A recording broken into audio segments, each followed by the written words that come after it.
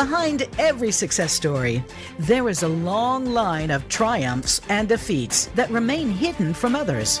These stories get condensed into journeys that minimize the struggle and wrap up with a happy ending. But we know that's not how life works. That's where From the Ashes with Marc Straus comes in.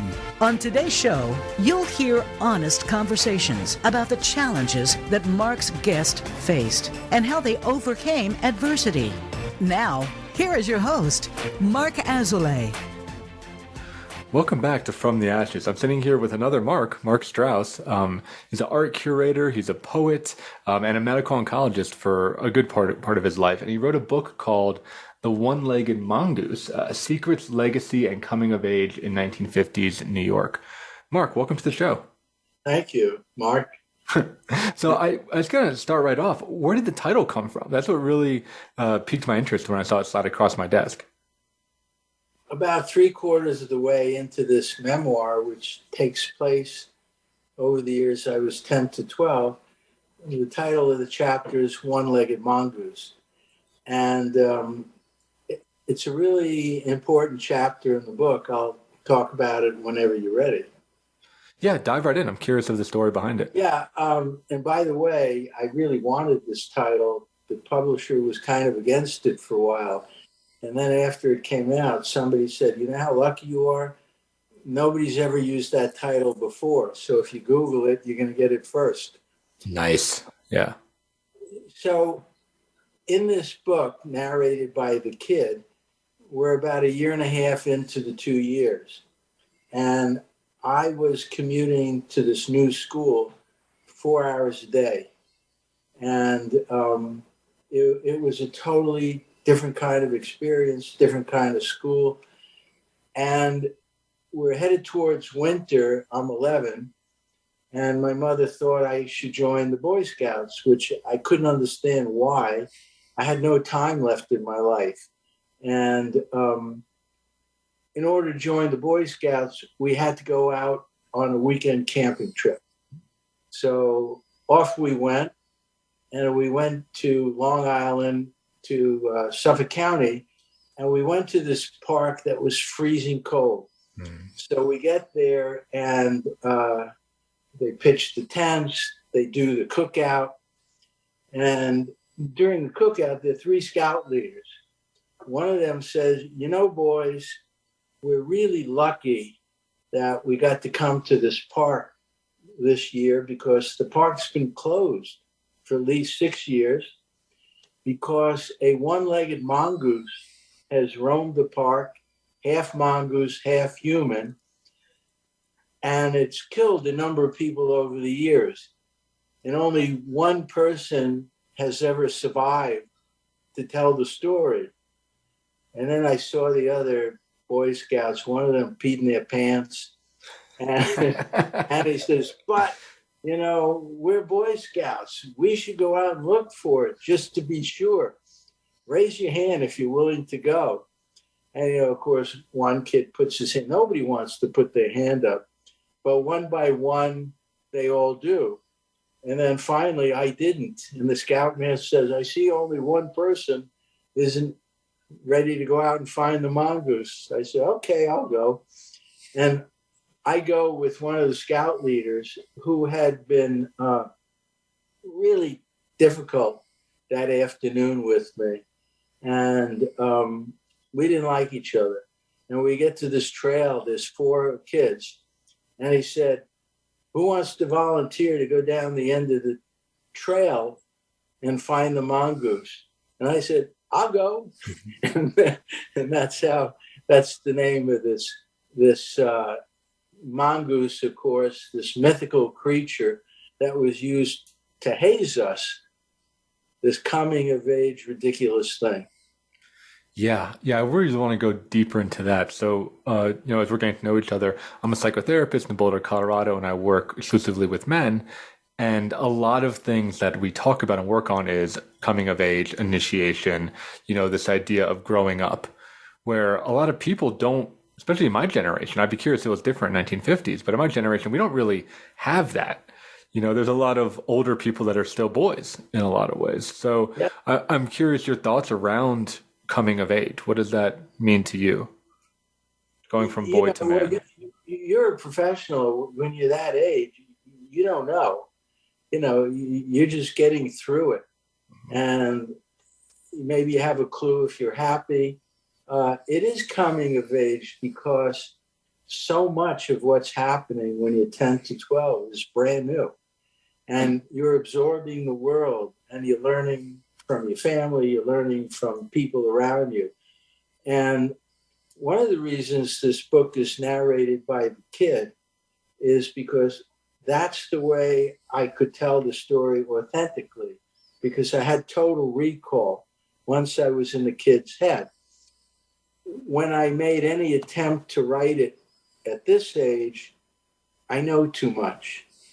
And my memory, it's interesting. I couldn't remember at nearly the same age. And by the time you get to be older, you may change what you thought of those formative years. But I lived through a very, very tough 2 years, and I was, extremely perceptive, independent kid. So they were formative. The afternoon before we went out on this mongoose hunt, which is like, why would we go there if there was such an animal?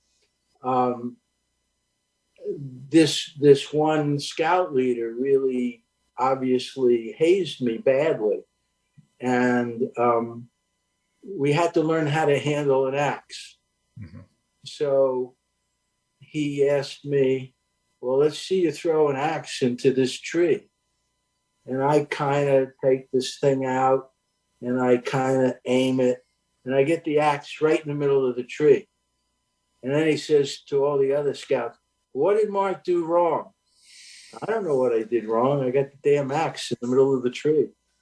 And everybody shrugs. They don't know. Finally, one kid says, I think you're not allowed to throw an axe.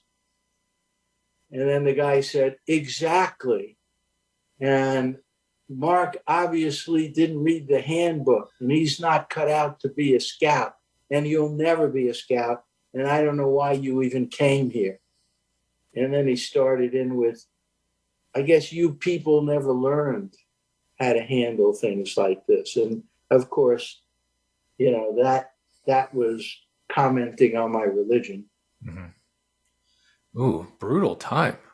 It was brutal. Yeah. And I was in an age when I went to college and I pledged to fraternity. Mm-hmm. The hazing was really lethal, things that would never rationally be permitted today. Mm-hmm. So it was a very different time.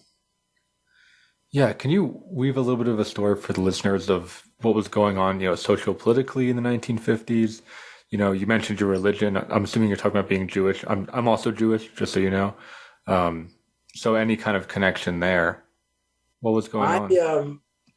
It was a very different time because the book opens up in 1953. Mm-hmm. We're 8 years after the Holocaust.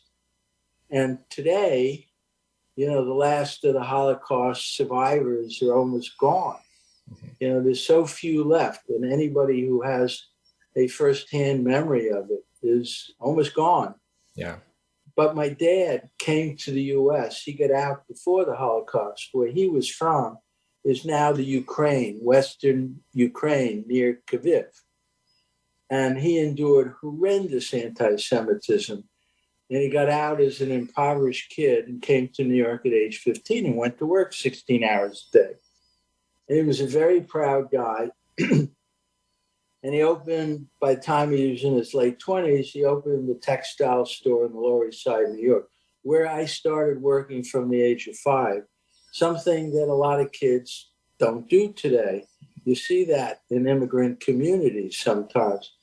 But my father's life was inextricably entwined with the Holocaust. And there was a moment in this book where I tell the story. I'm sitting with him in our home, and he's got some book, and he opens it, and he's staring at this page, And I'm looking at it, and this book is a bunch of teenage kids. And I guess I began to understand there must have been all Jewish kids in this town. It was in Poland between the war in the Ukraine. And he points to this picture and he just said, all dead, all dead. Mm. Every kid in that picture, dead. And my dad was incredibly knowledgeable about politics. So we were three kids. I was the one that went to work with him. I loved every minute of it. I worked there as often as I could until I graduated medical school. On the way to work, he would be listening to political commentary on radio, and he'd be yelling at the windshield. I knew every opinion. He knew the name of every senator in the United States. When the vote came up in the UN, I was 5 years old, for Israel to be a state. My dad knew what he thought every country was going to vote. It was so important to him. But this was a time Eisenhower was president, and we're talking about the beginning of the Joseph McCarthy hearings. Mm-hmm. So McCarthy was a junior senator from Wisconsin. He was a drunk, and he was a lowlife. And he headed this subcommittee, and from this subcommittee, he started red baiting. He went after people and called them communists.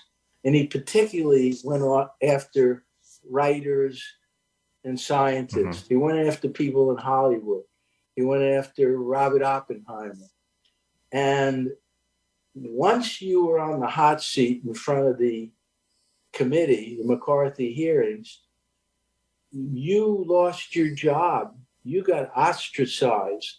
Whether you had ever gone to a communist meeting once in your life. And there were legendary stories. And it was totally anti-Semitic, but no one talked against McCarthy for a long time. Not Eisenhower, not any senator in the United States, until a reporter on CBS, Edward R. Murrow, went after him. And the dominoes fell. And within months, McCarthy was in front of a hearing. And he left, and he died shortly after as an alcoholic. But the damage he did certainly resonates with me with some things today. Yeah, I think it's something that trickles out into our culture even now, right? I mean, you see it kind of resurfacing with, cancel culture and, just really blacklisting people for having views of being different, right, from where we're at. I think it's very much the same. Yeah. I've read the report of a tenured professor who was pushed out of Princeton recently, this cancel culture. I think there's so much harm on both sides of this argument. Mm-hmm. And they're expecting faculty to toe the line. And, God forbid you say something that's misinterpreted. You're done for. Exactly. So much is taken out of context, right? It's like little snippets or headlines that don't have the context of what's actually being said or what the person even believes or thinks. My granddaughter, my oldest grandchild, graduated Harvard a week or two ago. And she's a spectacular girl, a great student. And they just wrote this rabid anti-Israel piece in the Harvard Crimson. And, she said, you almost can't take it there anymore. You just have to toe the line with some of this ridiculous thing. And some of the kids she knows who signed on to this, or in some schools faculty that signed on to it. And then, of course, it's a whole different story. People have all different opinions, but the January 6th hearings just started. and they're hard to listen to. Mm-hmm. It's really difficult to listen to it.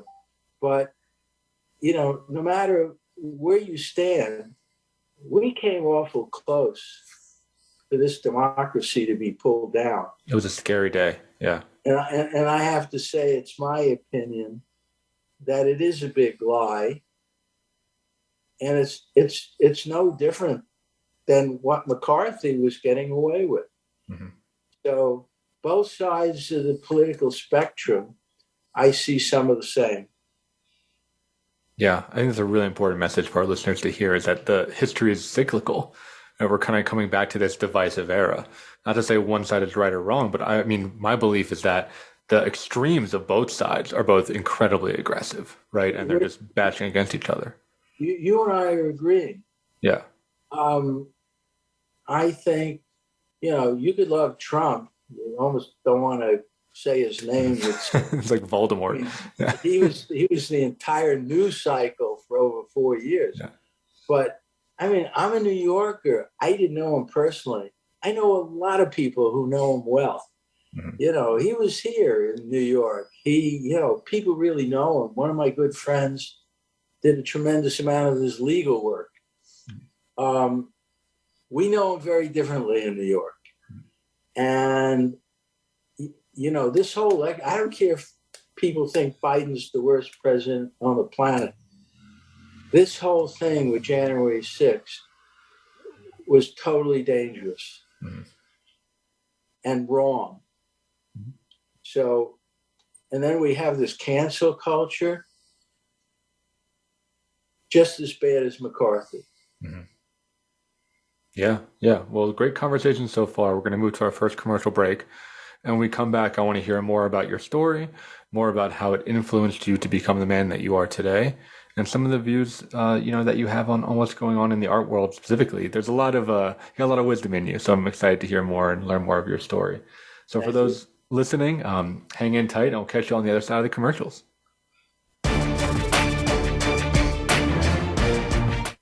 Become our friend on Facebook. Post your thoughts about our shows and network on our timeline. Visit facebook.com/Voice America. In Marc's work with high performers and business owners, it is becoming increasingly clear to him that their biggest obstacle to success is themselves. They are experts in their field, but are dragged down by their anxiety, poor time management, inability to focus, or self-sabotage. His role is to help you overcome these emotional and organizational issues so that you can truly excel in your business and your personal life. One of the most common hurdles that he sees is perfectionism, a crippling anxiety around performance. It's a fear of not being good enough, being publicly embarrassed, or of disappointing others. These fears paralyze brilliant people and bring them to their knees. This course will help you to break free from this mental prison and have more agency in your world. In this online course, we will break down the prison of perfectionism so that you can break out of it. For more information and to sign up, visit marc-azoulay.teachable.com. That's Marc, MARC-Azoulay, AZOULAY.teachable.com. Where can you listen to some of the world's top life coaches ready to dish out success tips and entrepreneurial guidance? The Voice America Empowerment Channel will do just that. Whether it's personal growth, building a better business, or inspirational life stories, make it a daily habit to tune into our programs. From weight loss and personal branding to law of attraction and increased happiness, you'll find it every day at VoiceAmericaEmpowerment.com. The Voice America Empowerment Channel. It's your world. Motivate, change, succeed. It's your world. Motivate, change, succeed. VoiceAmericaEmpowerment.com.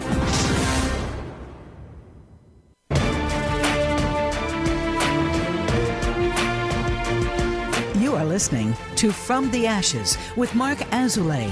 To reach the show today, please call 1-888-346-9141. That's 1-888-346-9141. Or send an email to podcast@marc-azoulay.com. Now, back to From the Ashes.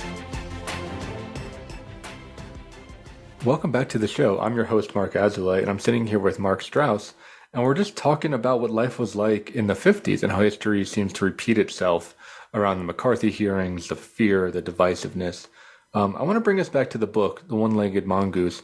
You anchored it around 2 years of your life, between the ages of 10 to 12. Can you let the listeners know what was behind that choice, what was going on during those years? It opens up just after I turned 10 years old. And my father, who was a pretty quiet guy, announces to me that come September, you and your younger brother are switching schools. You're going to be going to this ultra religious Jewish school in Queens. We lived out in Long Island. And the commute was 4 hours a day. And I was going to take my kid brother, and I bought our own train tickets. I dropped them off at his school, and then my annex was a couple miles away. So I had a pretty tough day, but I couldn't understand why I was going to this ultra-religious school. We weren't religious. I really didn't know Hebrew, and I was going to be dropped into studying Talmud 3.5 hours a day in Aramaic. And I thought I was headed towards a totally foreign world. What my dad didn't know, and one of the big secrets in my life, I think nobody knew really, is I was already a veteran street fighter. And my dad had his own store. He was an immigrant. And he made a little money. And like a lot of immigrants, they wanted to buy a house. And people were flooding to Long Island. Long Island was booming. So he bought a little house in West Hempstead, and then he went to work. It was rabidly anti-Semitic. Mm-hmm. And he couldn't have known that. And my kid brother, 3 years younger, he was the kind of kid that bullies always find. He was small and scared and fearful about everything. And I would find out who had ever hit him.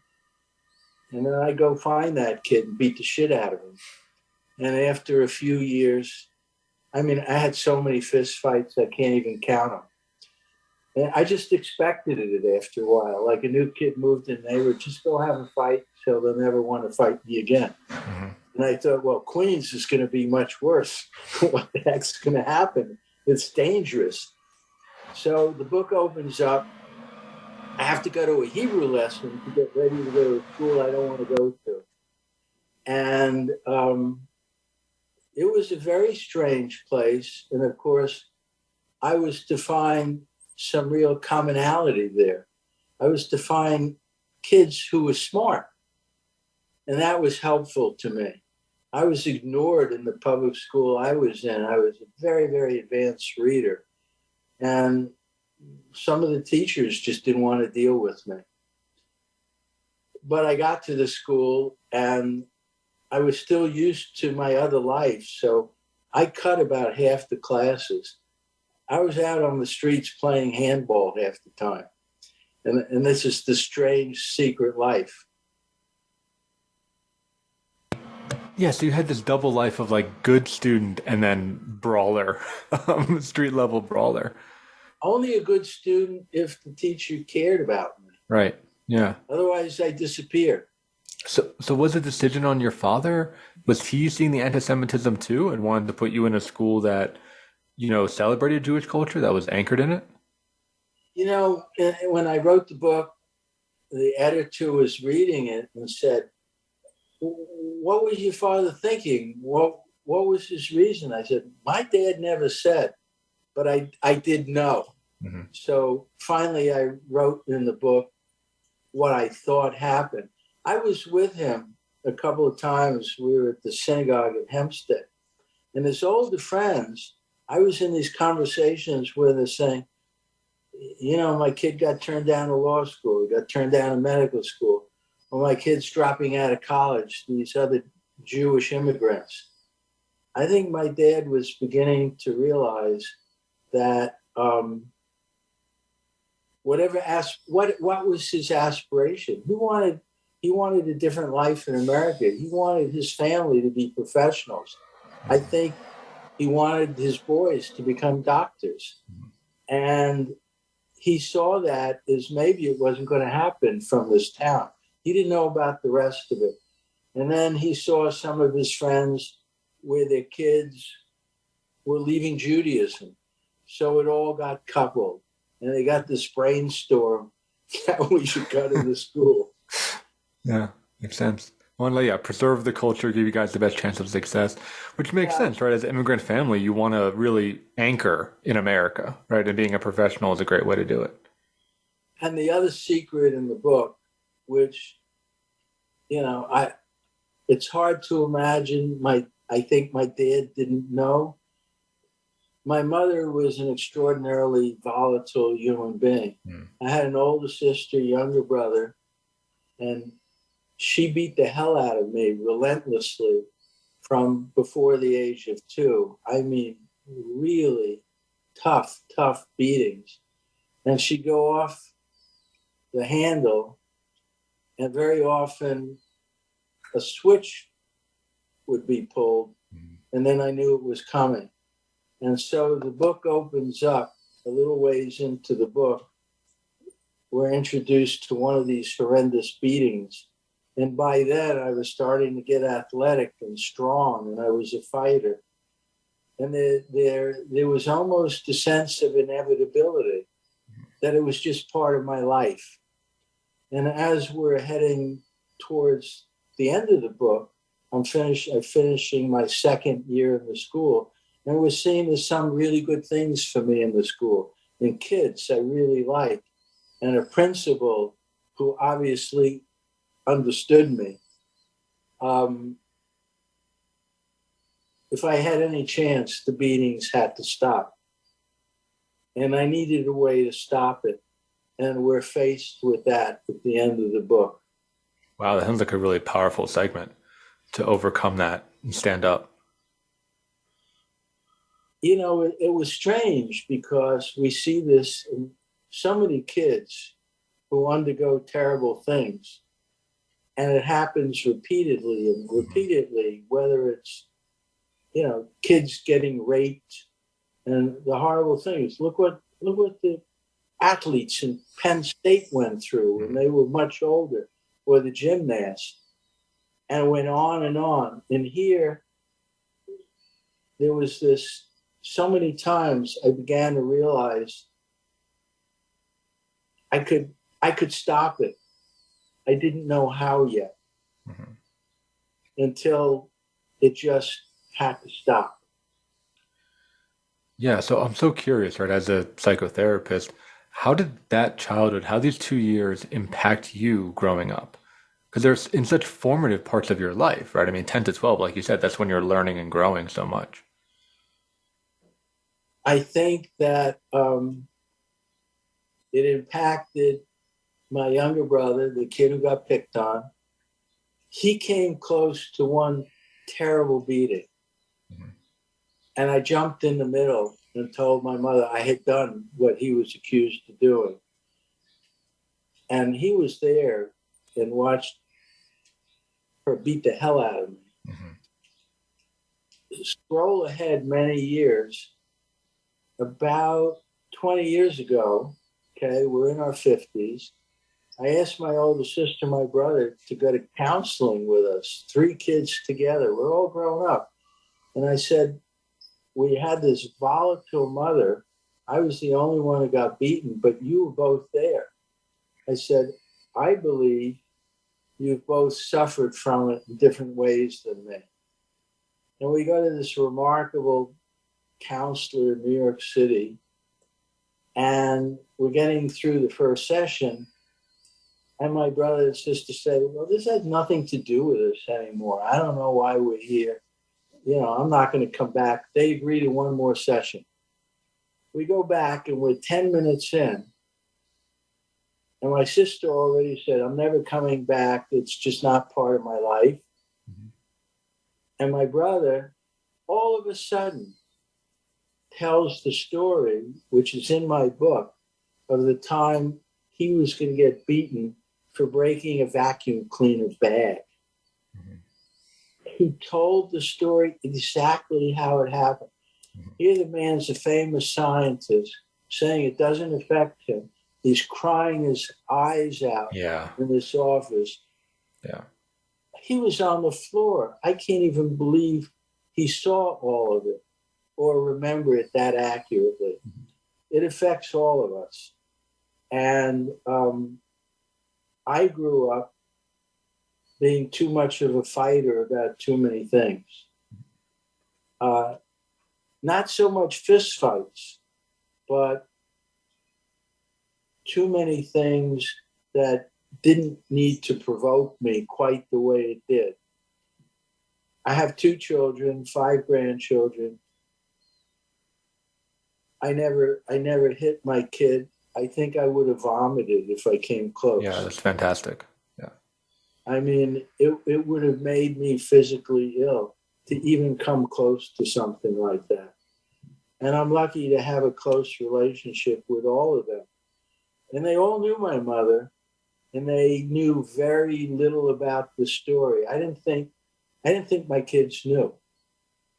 And then my daughter graduates law school and becomes an assistant DA in the Bronx, prosecuting people who harm kids. Mm-hmm. She writes a book that did well called Bronx DA. And that's when I read in her book that she actually was told this happened. And even though she was close enough to my mother, part of the reason that she took on this job in her life is not to let it happen again. Yeah, so it did impact her, right? It was a key factor of her life and her decisions. Yeah. Yeah. Yeah, it's something that I'm sure you've certainly heard about, but I'm just saying for our listeners is this idea of intergenerational trauma, right? That trauma can be passed down from generation to generation in the form of abuse or in the form of, repeating behaviors, things like that, substance abuse. And the population that it was studied on was the American Jewish population, right? Starting at the Holocaust as like the initial trauma event and seeing how it trickles down. And I can't help but think about that when I hear your story and how close the Holocaust touched your family. In my Hebrew school, now I start there at age 10. I wound up going to the Hebrew yeshiva in high school. It's another ridiculous story. But at any rate, so now I'm in these religious schools till I finished high school. No teacher ever discussed the Holocaust. Mm. No assembly. No one would talk about it. As much as we think today this is impossible, there was no university Holocaust study in the United States probably until the late 70s. Mm-hmm. No one wanted to talk about it. And it's Jews who didn't want to talk about it as much as anybody else. Right. It's so painful. I mean, to go back there is brutal. It's intense. One of the dynamic things that went a long way to helping the mindset of this very immigrant community was Israel. And Israel was in so many of these wars. The first war, it's up against a population 200 times larger. And scroll ahead to the Six-Day War in 1967. Israel's up against 6 or 7 countries. And it wins in 6 days. And everybody's paying attention to the extraordinary ability of this little country to fight, including today. Mm-hmm. And everybody knows all these stories about the Mossad today and the Israel military. it was a very big deal in the world Jewish community. And I have heard again and again these horrible anti-Semitic things. Well, Jews going to their death in the camps, they could have fought back.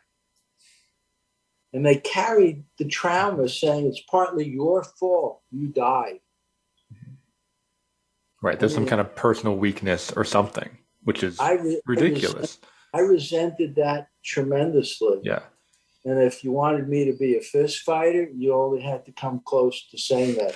Right, you say that and you're knuckling up right away. Of course, right? You're defending your people. You're defending your family. You're going down. Yeah. Yeah, I'm not sure if you've been to Israel recently. I was there, 3 or 4 years ago and went to the Holocaust Museum in Jerusalem. And it's a powerful thing. Have you seen that? Yad Vashem. Yeah. Where they have, in the end, they have that giant pit that's just a hole in the ground to show like what we've lost. It has the candles of remembrance burning that's refracted, like 6 million times. It's a powerful installation. We took my grandson who was 16. He had a very hard time getting through. Yeah. Yeah, it's not a fun museum. I mean, it's so cold. Everything's concrete. There's nowhere to sit. It's just you're seeing brutal photos of people that look like you and me going through horrific things. I mean, I was crying by the end of it. I was in tears over that hole at the end. Yeah. Yeah, I was crying and I was horribly angry. Yeah. And if you go to the one in Washington, for me, the most moving thing is just to sit on the steps and listen to Holocaust survivors. Mm-hmm. Listening to their stories is an extraordinary experience. Mm-hmm. Yeah, it's pretty powerful to listen to people or watch videos that were there and to hear their story. It's something that still is so recent in history. Well, I think Russia's doing that to the Ukraine today, to the extent possible. They're bombing people indiscriminately. They're bombing hospitals. They're bombing schools. And, forget that Ukraine was the worst place in all of Europe for Jews back then. But what the Ukrainians are living through is not their fault. Mm-hmm. It's and here's Putin saying they're trying to root out Nazism. I know. It's very wild. Well, we have to move to our final commercial break here. When we come back, we'll talk a little bit more about some stories of the books. I want to hear about your career as an art dealer and curator. And it's been great having you on the show so far. So if you're listening, thanks for tuning in and listen to the commercial. See you on the other side.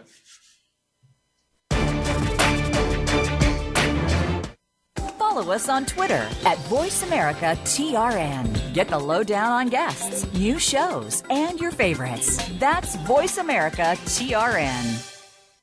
In Marc's work with high performers and business owners, it is becoming increasingly clear to him that their biggest obstacle to success is themselves. They are experts in their field, but are dragged down by their anxiety, poor time management, inability to focus, or self-sabotage. His role is to help you overcome these emotional and organizational issues so that you can truly excel in your business and your personal life. One of the most common hurdles that he sees is perfectionism, a crippling anxiety around performance. It's a fear of not being good enough, being publicly embarrassed, or of disappointing others. These fears paralyze brilliant people and bring them to their knees. This course will help you to break free from this mental prison and have more agency in your world. In this online course, we will break down the prison of perfectionism so that you can break out of it.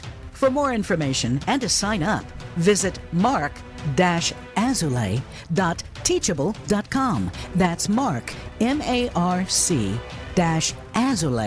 AZOULAY.teachable.com. Voice America programs are now available on your favorite connected device. including Amazon, Alexa, and Google Home. Through streams with Apple Podcasts, TuneIn, and iHeartRadio, listening to your favorite show is as easy as saying the show name followed by the word podcast. Hey, Alexa, play Finding Your Frequency podcast. If that doesn't work, try adding on TuneIn or on iHeartRadio or on Apple Podcasts. Are you ready to move to your next level? Listen for Empowering Women, Transforming Lives with host Rebecca Hall-Greider. Each show will focus on a central topic with discussion, guests, and your questions being featured. Our show is perfect for women who feel a call in their heart to step out in a bigger, more powerful way in their life and just need some encouragement, inspiration, and practical steps to support them on their journey. Empowering Women, Transforming Lives can be heard live every Thursday at 10 a.m. Pacific Time, 1 p.m. Eastern Time on the Voice America Empowerment Channel, with a replay of the show Sunday at 1 p.m. Pacific Time and 4 p.m. Eastern on the Voice America Variety Channel. Get the news on our shows and other happenings by following us on Twitter. Find us at VoiceAmericaTRN or twitter.com/VoiceAmericaTRN.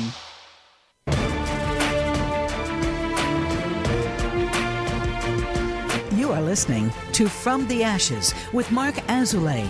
To reach the show today, please call 1-888-346-9141. That's 1-888-346-9141. Or send an email to podcast@marc-azoulay.com.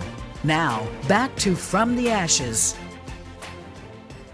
Welcome back to our final segment here. I wanted to talk to you about where you are now, because you've had such an eclectic life. We were talking during the break of going from a medical oncologist to a poet to an art curator, and all starting in, this 1950s in New York with the book One-Legged Mongoose. Can you say more about that trajectory? I know we don't have a ton of time, but how did you just cruise through all these different lives?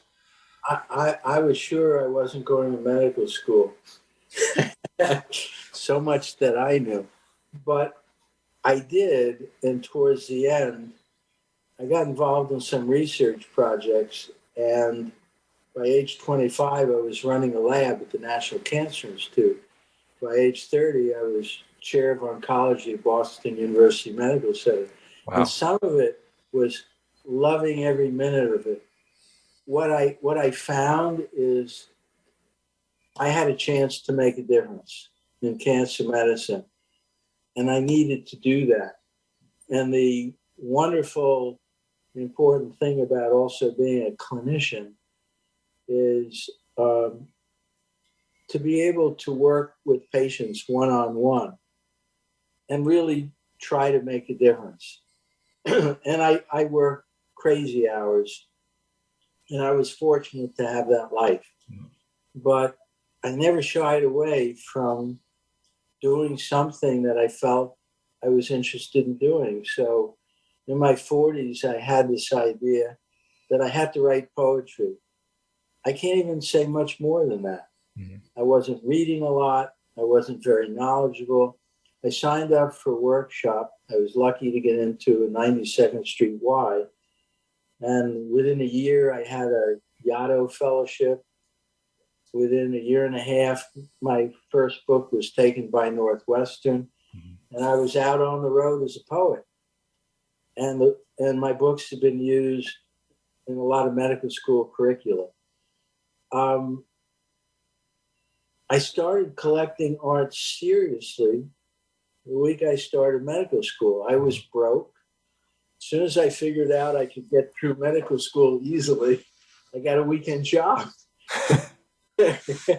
And I made money, and I bought art, and I bought stuff nobody wanted. I mean, you have to get in the door, but I made my way in, and the collection is really well known now. And when I was heading towards wanting to stop practicing oncology, it was an extraordinarily tough life. So everybody who came to me were people mostly with advanced cancer. A lot of people came to me from around the world who had failed therapy elsewhere. Oh, yeah. You're like the last-ditch effort. So emotionally, it was extraordinarily difficult. And finally, I kept thinking, it's time to go, it's time to go. And as soon as I was able to finally do it, I just decided all at once to open an art gallery. So I have an art gallery on the Lower East Side of New York, Marc Straus, and we're busy as hell. And my job is to find new people or older people who have been missed. And we're busy, and we go around the world with art fairs and our clients around the world. I'm enjoying the hell out of it. Yeah, that is like almost a dream job for me. Something like that, right? Like whether it be art collecting or antiques or picking up like gems and minerals. I mean, something where you travel, you meet eclectic characters, you try to find treasures. Can you say a little bit more? Is there a story from that of, meeting some kooky character or finding, a diamond in the rough? Yeah, I mean, we've traveled a lot. We've done thousands of studio visits. I don't think we really saw the cities. We saw studios. Yeah. And they're always in shitty buildings, and the artists are always impoverished. The most challenging piece of art in history we bought was because we were broke. I was finishing medical school, and I just had to buy this painting by Ellsworth Kelly, this American. Now, I didn't know Ellsworth was broke, and he was represented by the most famous American gallery who couldn't sell it. And I bought this painting, and it took me, I had to take out a loan. It took 3 years.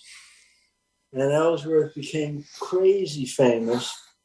And for his 90th birthday, Museum of Modern Art gave him a big show, and our painting was the centerpiece. And Ellsworth came over to me and said, I was too broke I was trying to get to visit you to find out who this kid was who bought it.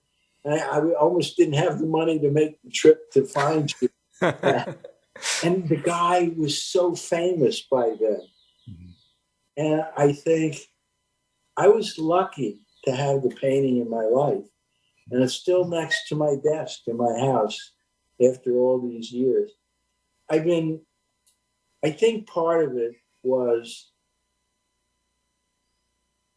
being able to take a part of that imaginative process that the artist took to us, to have that invention that we walk past every day, to me was an enormous way to live. Mm-hmm. Yeah, that's really well said. I'm curious, what do you look for in a painting or an artist when you want to add them to the collection? I have to love it. It has to be something I've never seen before. Mm-hmm. It has to be art that I think has a chance of being durable. The artist has something to say in a way that's refreshing, unique.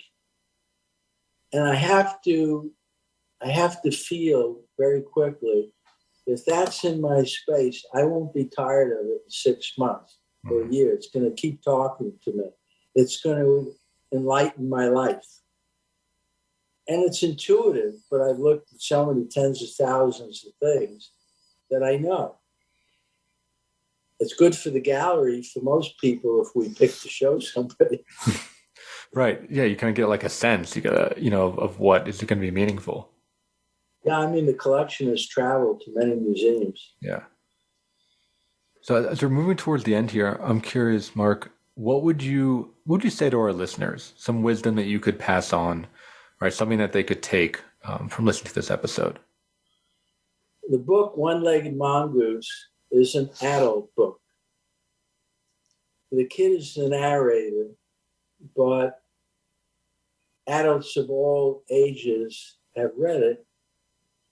And I'm just so touched that so many people have loved the book, because I think I'm telling a human story. Mm-hmm. I'm telling a story where my problems were my problems, but it is about endurance. It's about that ability to keep pushing and find a way forward. And these 2 years were able to take me forward and have the courage to do the things that I got interested in doing and never stop. And to do it in a way that we would try very hard not to harm anybody else. And I'm really proud of the book. One of the things I feel like when I closed it and I was ready for it to come out, this is my best. What do you think, if you could put into words, was part of that secret sauce that helped you keep going, that brought in that endurance?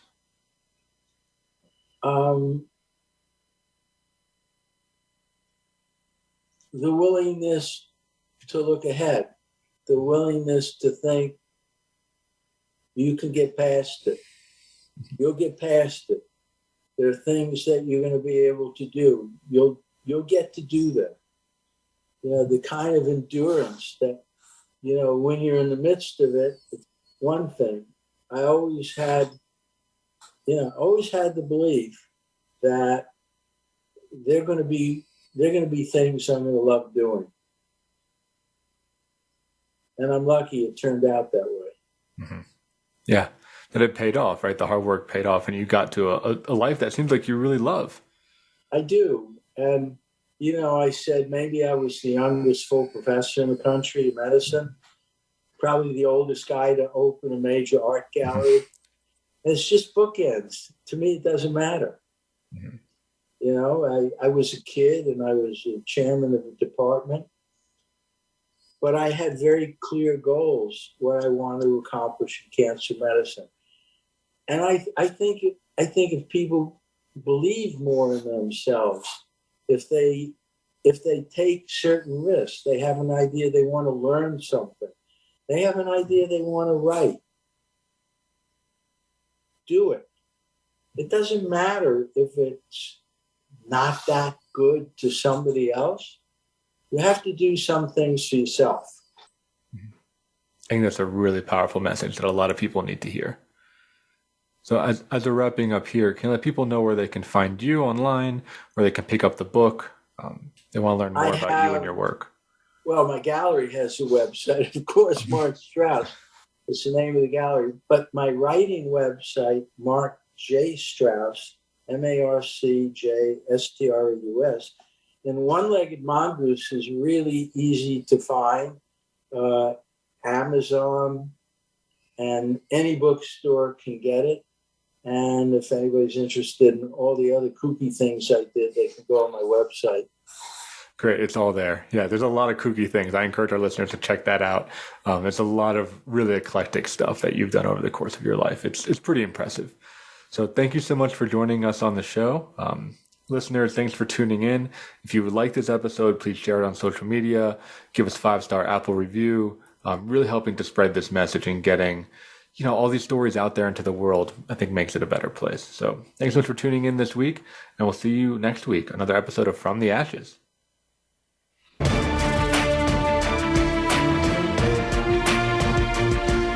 Thank you for joining host Marc Azoulay on From the Ashes. Be sure to tune in again live next Friday at 2 p.m. Eastern Time and 11 a.m. Pacific Time on the Voice America Empowerment Channel, or subscribe on your favorite podcast platform. Meet triumph and defeat and treat those two imposters the same.